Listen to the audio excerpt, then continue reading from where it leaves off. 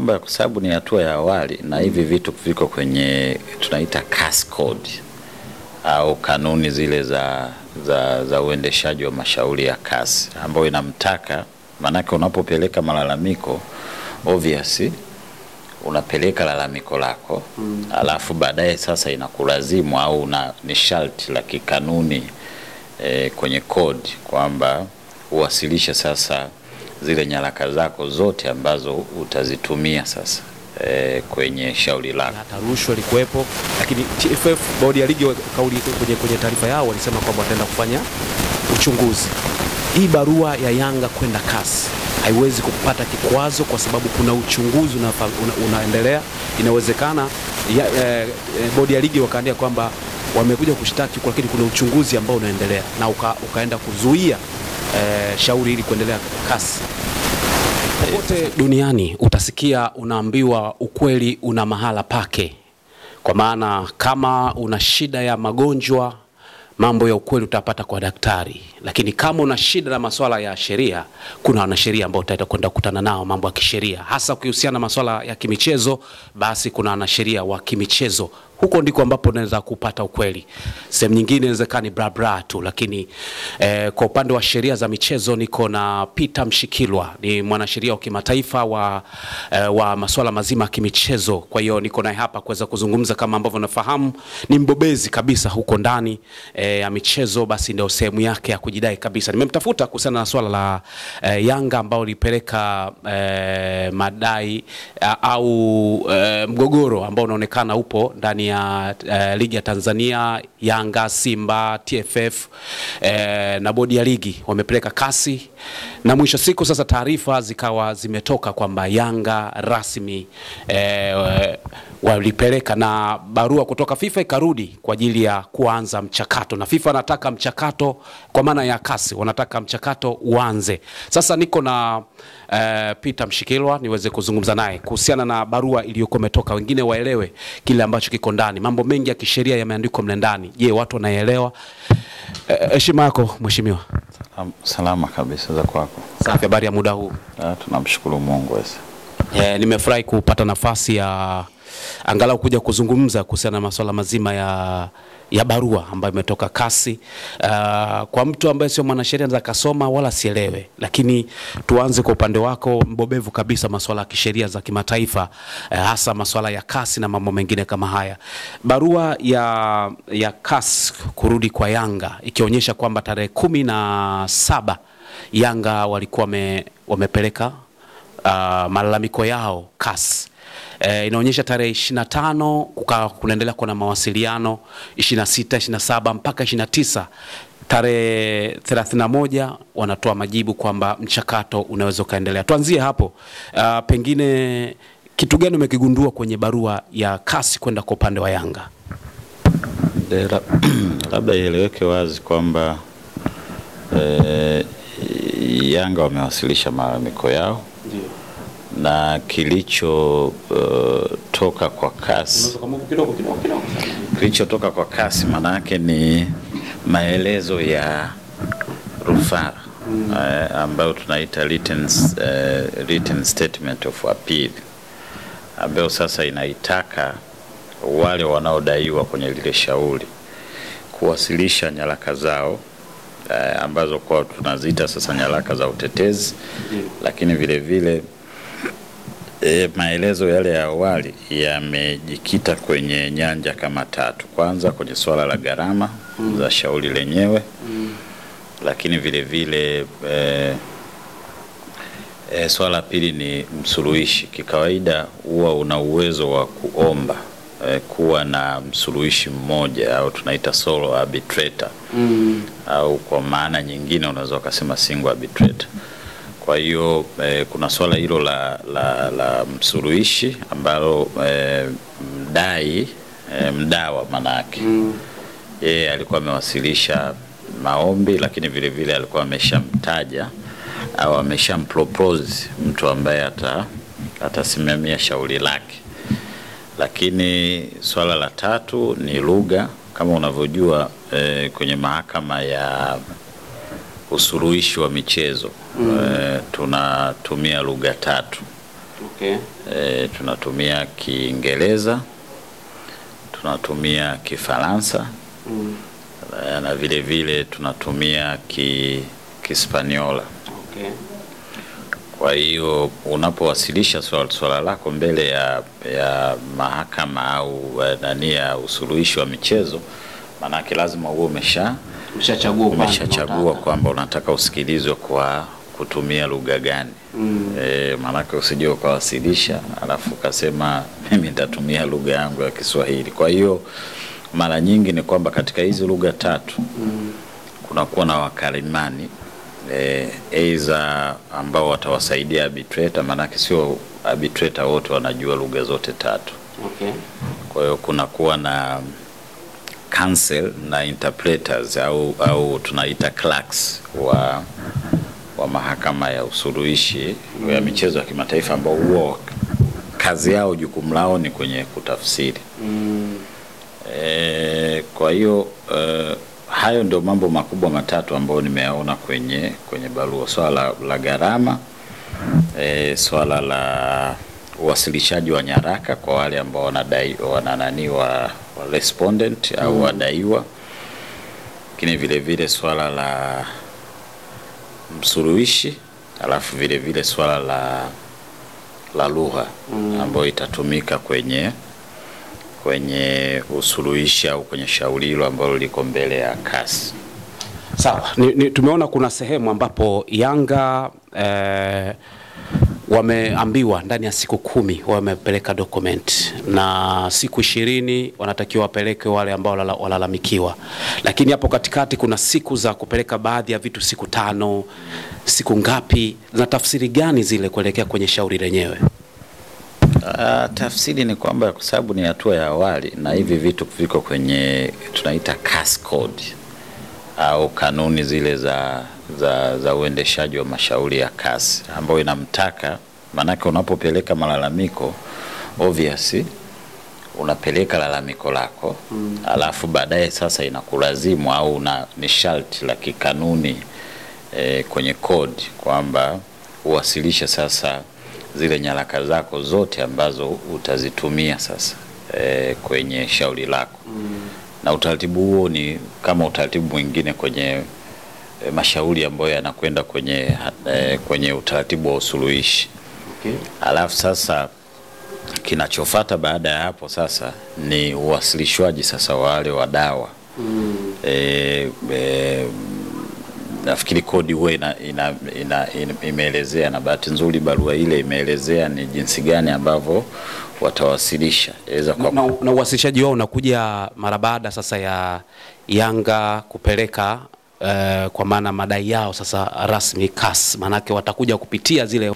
Kwa hiyo ukisoma hiyo barua vizuri ni kwamba imeelezea jinsi gani uwasilishwaji wa nyaraka lakini na vielelezo. Kwa hiyo katika hatua hii ya awali, manake mdaiwa sasa, mdawa yeye atawasilisha vielelezo vyake na ushahidi na utetezi wake ambao anao, na wale wadaiwa sasa watawasilisha vielelezo vyao. Nafikiri wamepewa hoja zao siku 5 siku ngapi. Alafu hii ni preliminary, ni hatua ya awali. Baada ya nyaraka kukamilika sasa, manake sasa kuna swala ambalo la usuluhishi. Kwa maana sasa ninavyoiona ni kwamba yeye Yanga, kwa maelezo ya barua, ni kwamba Yanga ikashateua sole arbitrator. Lakini wakati wameteua Yanga, kwenye barua inaonyesha kama wanaruhusiwa TFF na Simba nao kuona kama tunastahili kwenda na mtu mmoja au tunaweza kuongeza. Unafikiri Simba, TFF na bodi ya ligi watakubaliana na kile kitu ambacho Yanga amekitaji? Ni ngumu, kwa sababu nafikiri kikawaida, kwa sababu wenyewe walikuwa na base kwenye kanuni, manake lazima uchague.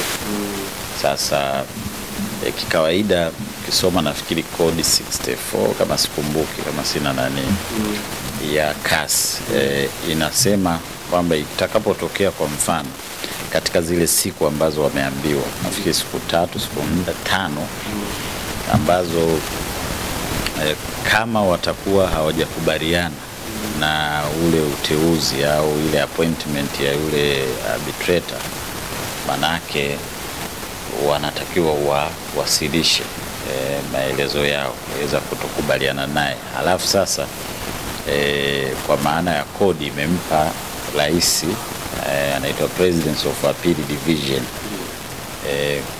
kuamua sasa, au msaidizi wake kuamua sasa kutokana na unyeti wa swala lenyewe kwamba je, kwa shauri hili sisi tutamteua labda arbitrator mmoja au tutateua arbitrator wawili au tutateua arbitrator watatu. Kwa lugha nyepesi kusema arbitrator maana kunamaanisha kama hakimu au judge ambaye ataenda kusimamia kesi usuluhishi, kwa maana ya kwamba ni msuluhishi. Kwa hiyo sasa sitegemei kwamba TFF au bodi ya ligi au Simba watakuja na yule arbitrator. Kwa hiyo nachelea kuamini kwamba kama wataenda na huyo arbitrator ambaye ameshakuwa proposed na Yanga. Kwa nini ni mmoja? Pengine mmoja kwa ajili ya kukwepa gharama, au mmoja anaweza kakidhi kila kitu kikaenda sawa sawa, kwa sababu tunaona katika mahakama za kawaida majaji kwenye rufaa wanakuwa watatu. Kwa nini mmoja Yanga ameona mmoja? Ni kukwepa gharama, kwamba gharama zikawa kubwa sana? Nafikiri kuna mambo mengi ambayo yanaangaliwa. Wasuluhishi wanapokuwa zaidi ya mmoja, maki kila mtu ataandika kwa opinioni zake, na kitakachoangaliwa ni kwamba lazima wafike, kuna kitu naita ile collegiality.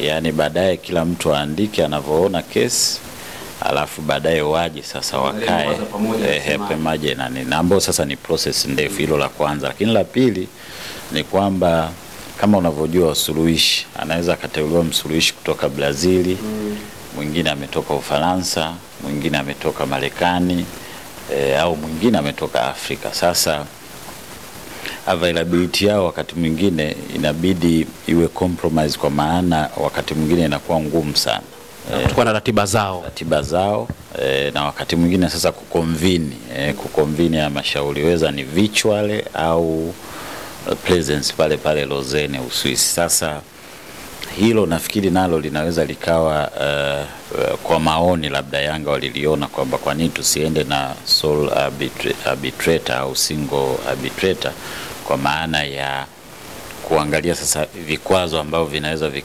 vikatokana na kuwa na arbitrators wanaotoka sehemu tofauti tofauti, kwa sababu katika kesi moja utegemei kuwa na arbitrator wote watoke Ufaransa. Kwa hiyo hilo la kwanza. Lakini la pili nafikiri wanaangalia sasa flexibility, kwa sababu kesi kama hizi option kuna aidha kukutana moja kwa moja pale Lausanne,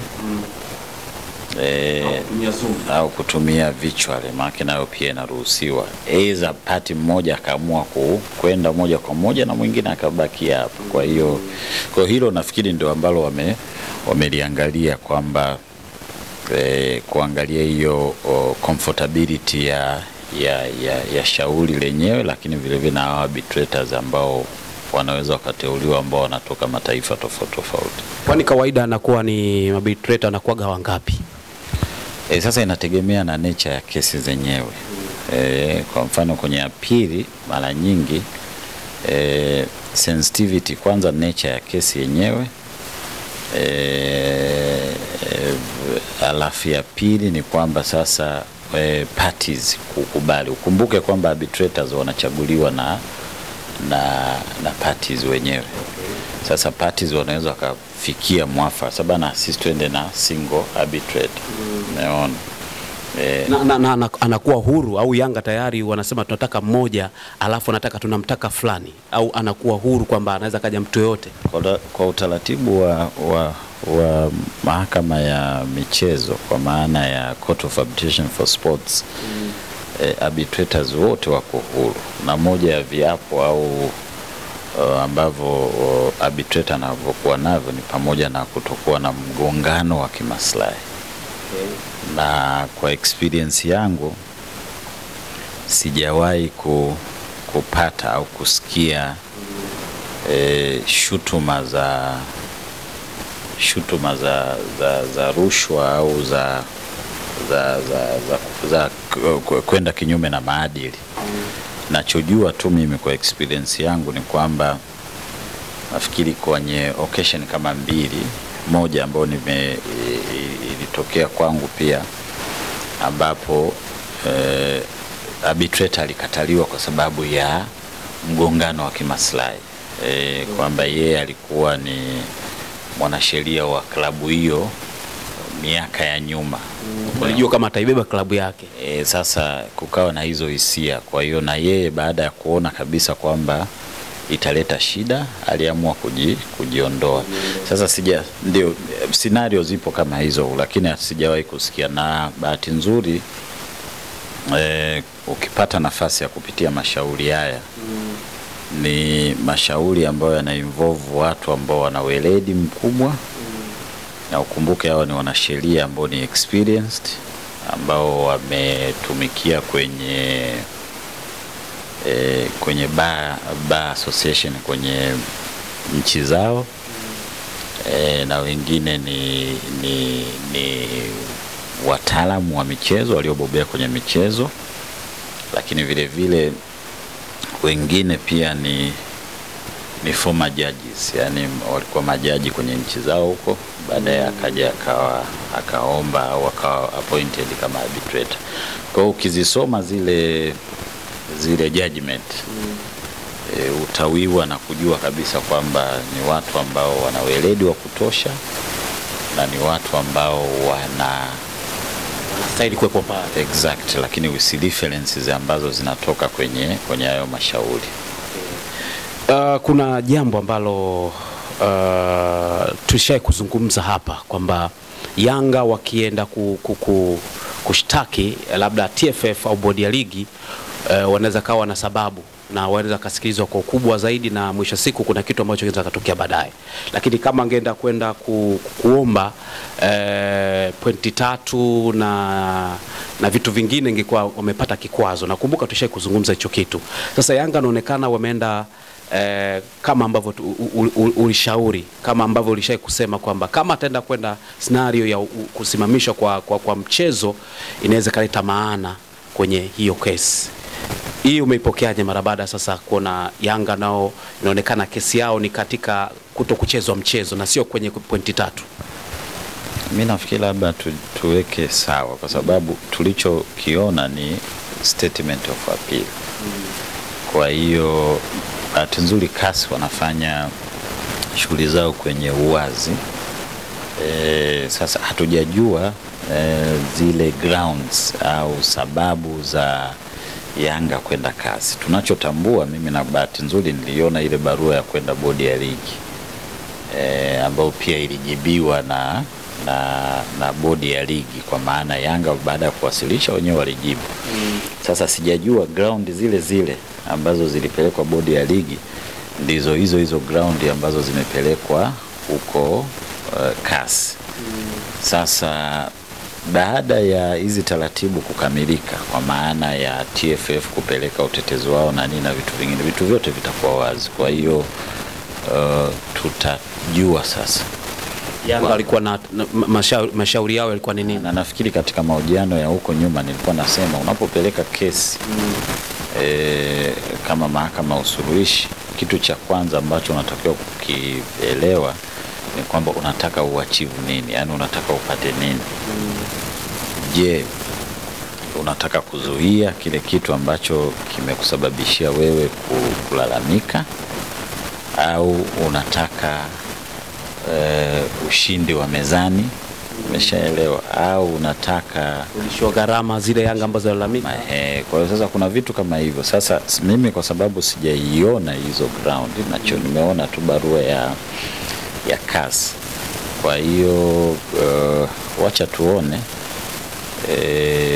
kitakachokuwa kimejiri, then kwa sababu hivi vitu viko wazi. Maana sasa hivi tunaweza kusema tuko nje, ngoja tuingie ndani tuone vitakavyokuwepo kwa ndani, ambavyo sasa CAS bado hawajaviachia kwa sababu bado kuna compliance sasa hivi hizi compliance kwa maana ya code kwenye uwasilishwaji wa nyaraka.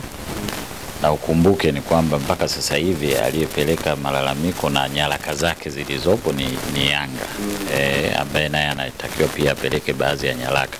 Kwa hiyo wacha tuone, kwa sababu tunapoona kwenye hiyo kesi ni kama kitakwenda kama barua ya kwenda ya malalamiko kwenda bodi ya ligi, basi ndio hicho, pamoja na kuomba hizo point 3 na magoli 5. Kuna kitu ambacho watu wamekuwa wakijiuliza. Ukiangalia barua inaandikwa neno appeal. Appeal unajua ni lazima kwa kuna mchakato ambao umepita huko chini, kwa maana kama ni mahakama, basi kuna mahakama ya kwanza ilipeleka maamuzi yale ndio kutoka na appeal, kwa maana ya rufaa. Yanga wao waliandika barua kwenda bodi ya ligi na TFF, hawakwenda kwenye vyombo vingine ambavyo vinaweza kawa pengine vilikuwa na sababu ya kutoa maamuzi na kwamba pengine Yanga alishindwa, hawakushindwa, hiyo haipo. Kwa hiyo wameenda moja kwa moja straight CAS. Hii ina picha gani? Kwamba ndio utaratibu unapokelewa hivyo CAS, lakini inaandikwa appeal.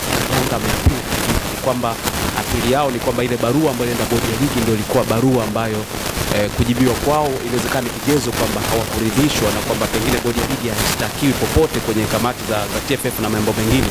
Sasa ni kama ile barua ndio inapa appeal ya kwenda CAS au ni nini? Mimi nafikiri hapa kuna kama nilivyowahi kueleza katika siku za nyuma huko kwenye swala la kanuni. Sasa ndio na ya fahamu what are the grounds, kwa sababu najua tu kilichokuwa kimewasilishwa na Yanga bodi ya ligi. Nachotambua ni kwamba TFF iko juu ya bodi ya ligi. Kwa hiyo nilitegemea kwamba kwa administrative Yanga kupeleka shauri kwenye kamati ile za TFF. Lakini kulikuwa na swala la kinidhamu, naongelea mambo ya integrity ya viongozi wa bodi ya ligi. Lakini vile vile kulikuwa na swala la kikanuni, kwa maana bodi ya ligi ilipotoka. Kwa hiyo kuna swala la kiuongozi. Sasa bado niko kwenye sintofahamu, kwa maana ya kwamba je, kuandika barua ilikuwa imetosha exhaust, kwa sababu tunajua ile ibara ya 66 na ibara ya 67 ya katiba ya TFF ambayo inataka kwenye masuala ambayo ni loko, kwa maana ya vilabu, kocha ambao ni loko, lazima vipate kwenye utaratibu ule ambao umewekwa na TFF. Uwezo karuka. Sasa sijui, kwa sababu labda kwa opinion ya Yanga kwamba unapelekaje kesi unapeleka kesi ya fisi ya mbwa kwenye bucha, labda hiyo inaweza ikawa ground kwamba huku tunaona kabisa hatutatendewa haki, kwa hiyo tumeamua kuja kwa nani. Ndio maana nilikuwa nasema ni vizuri zaidi kupata statement ya ground ambazo kwanza kilicho nature ya kesi yenyewe, kwa maana nini ambacho kinalalamikiwa, alafu ya pili kwa nini wameamua kwenda moja kwa moja. Kwa opinion zangu mimi ningetegemea kwamba unapotengeneza kesi yako ili iwe na mashiko, una exhaust zile taratibu ambazo zipo ili upate mileage, kwa sababu naamini kabisa kama TFF wangekuja na utaratibu ule, na hii tumeiona. Sasa tatizo ni kwamba mkuki wao unamchoma wenzake. Tulikuwa tunaona kwa mfano kwenye kesi ya Faisal, kinacholalamikiwa na kilicholalamikiwa na kilichoripotiwa ni vitu viwili tofauti. Lakini hata verdict yenyewe, huyu analalamika mkataba umevunjwa bila kufuata utaratibu, maamuzi yanakuja mkataba uko valid, Kuna swala la TFF na bodi ya ligi walisema wanafanya uchunguzi. Haiwezi kuwa ni sehemu ya kuweka kikwazo kwa mashauri ya Yanga kwenda kasi, kwa sababu taratibu za ndani zilikuwa hazijaisha, na TFF na bodi ya ligi wameambia waandike, wapeleke viashiria au jambo lolote ambalo wanahisi kama ni utetezi kutokana na hoja la Yanga, kutokana na mashauri ambayo yalizungumzwa, kuwepo na ujifu wa kanuni uwanjani, ikizungumza pia hata rushwa ilikuwepo. Lakini TFF bodi ya ligi kauli kwenye taarifa yao walisema kwamba wataenda kufanya uchunguzi. Hii barua ya Yanga kwenda kasi haiwezi kupata kikwazo kwa sababu kuna uchunguzi unaendelea. Inawezekana bodi ya ligi wakaandika kwamba wamekuja kushtaki, lakini kuna uchunguzi ambao unaendelea na ukaenda kuzuia shauri hili kuendelea kasi. Sasa ndio maana na kasi vile vile wameunda hizi nyaraka. Sasa huwezi tukajua, mimi na wewe tuna speculate tu. Inaweza ikawa investigation kwa complete, kwa maana imemalizika. Kwa hiyo bodi ya ligi na TFF wanaweza wakawa na utetezi wao wa kutosha kwamba kuchunguza, na ndio kama nilivyosema kwamba ukisoma zile kanuni za ziko kama nilivyosema zinagapi, kwa sababu uainishaji wa mtu ukienda kwenye kanuni ya klasi na Texas, kuna ile kanuni ya 17 ya 45. Sasa ukisoma vizuri zile kanuni unaona kwamba kuna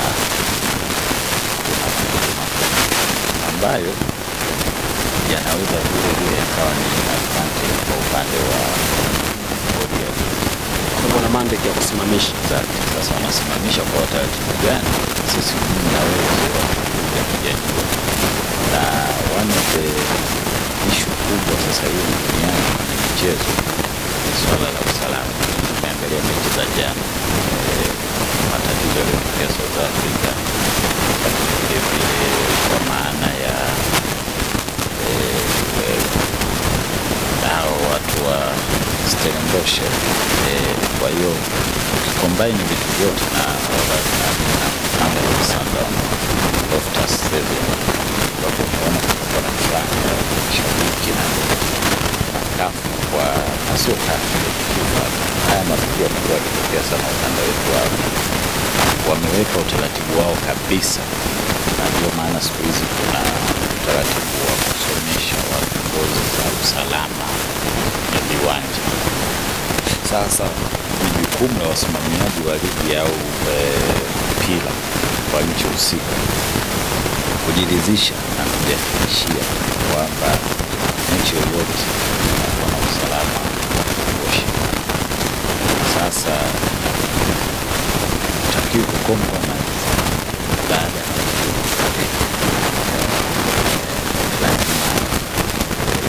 wai kabla tukiwa swala la usalama mbele sana, na inahitaji macho ya ndani zaidi kutazama. Sasa speculate kwa sababu uchunguzi sasa mimi sijaona hawakusema ni lini, pengine bado wanaendelea. Wanaweza kusema kwamba bado tunachunguza ili tukio kwa ndani. Ndio na utetezi tunaopeleka labda inaweza kawasaidia pia TFF na bodi ya ligi kwenye utetezi wa NBC. Yes, kwa sababu nakumbuka ile barua yangu ilikuwa na yao swala la kuainisha mwisho leo ndio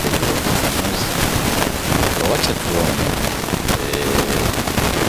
baada ya bahati nzuri kasi wanazotoa manake kabla ya kusikiliza. Kwa hiyo najua